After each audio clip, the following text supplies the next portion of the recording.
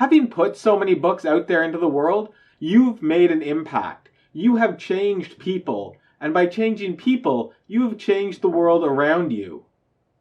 There must be a number of great things about having your work in the public eye. What are some of the best experiences that you've had because of this? Some of the best things over the years has been, uh, okay, what you're really doing in life is making memories. So if you can build a collection of memories that you love, nice things, you win. That's a good life in which you, by the way, this also applies to characters in a story. The, a good story, the characters make moral choices in front of your eyes, and you can see things about the character, and the character grows by the moral choices they make.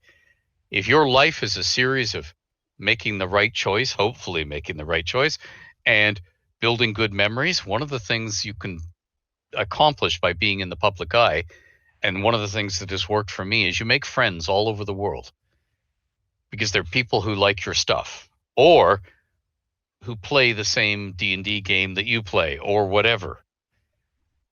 They like what they're doing. You do what you want to do, and if you can gain friends through it and share stuff together and geek out about the same things, so you're happy with sharing the same things, in the same way that you go to see a movie and somebody else sees it and you sit down and excitedly talk about it and you both loved it. um, that's what that's all a bonus, and those are some of the things I've really benefited from. And when you're in the public eye, people can call on you.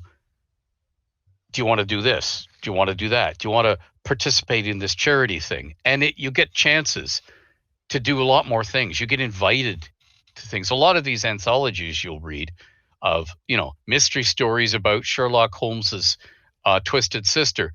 They're invitation anthologies, but you get invited to them because you've made a name for yourself. So you get to play with a lot of people. So that's a big bonus. And guess what? In the end, that's the real reward, not the money. You will spend the money, or you won't get it, or it will be late in coming. And the time is gone. The time is in the past. All you've got left is the memories. But if you have good memories because you got to do a lot of stuff, that's the real benefit.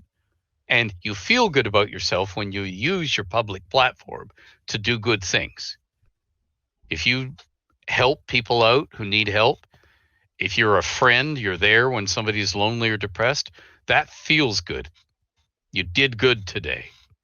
And that is the best reward.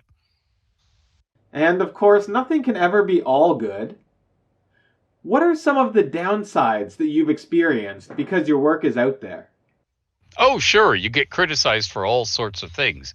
And you have all sorts of people who are somehow expert psychologists and mind readers and will tell the rest of the world, oh, when Greenwood wrote this, he must have been deciding he was going to murder somebody.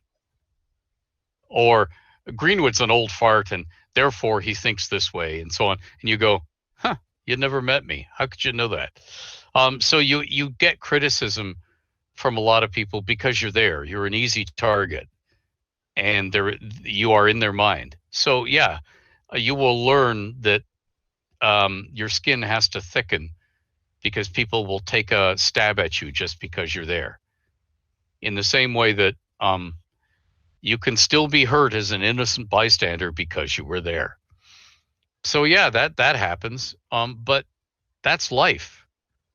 If you don't want to experience the pain of life, then going and living and being a hermit is a good way to do it.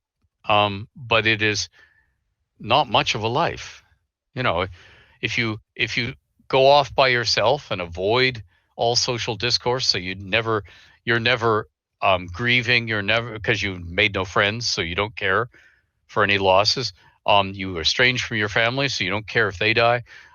You never love anybody or form any relationships, so you can never be hurt by anybody leaving you. Um, you're making your life a small and sorry thing in order to avoid all the discomfort.